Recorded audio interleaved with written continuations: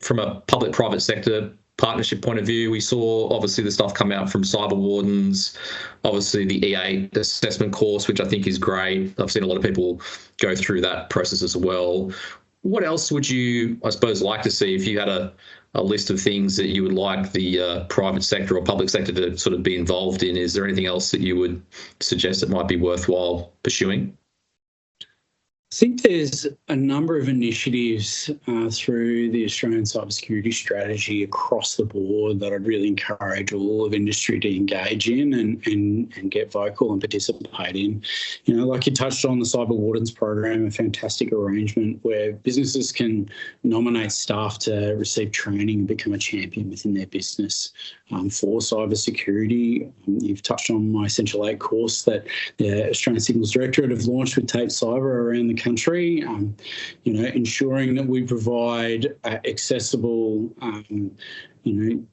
training, registered training of organisation certified level sort of curricula, but accessible across the board for people to adopt and take on ASD's best practice, but also our tooling and our software and our knowledge and looking at their own cybersecurity. I think another one that I'd like to sort of touch on here is how, and I think you sort of reached on a little bit before around adjusting products to sort of match those best practices. Sometimes, these things cost money, they take time to develop and a lot of effort in that process. But really the consequence, not only from a reputational, but also a financial sort of damage when you've had a breach, can impact your company far greater than the cost of developing some of those basic cyber hygiene sort of practices for your customers.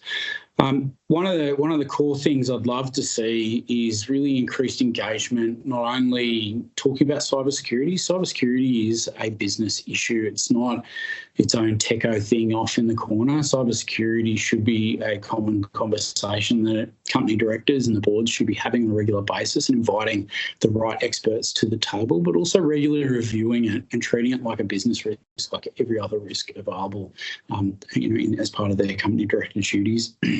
I think one thing that that organisations can also sort of adopt and understand is how to make it easy for their not only their customers but their staff to make sound cybersecurity decisions and security decisions for themselves as well as the enterprise. So, we talk about multi-factor. Organisations providing multi-factor tokens to staff to use for their workplace things, but with the introduction of things like the phishing-resistant MFA and those sort of things under 502, they can also use those tokens for private, their own account personal security sort of things. And when you think about some of the modern ways of working with BYOD and other applications on services, that's actually a threat surface that organisations probably need to be really cognizant of.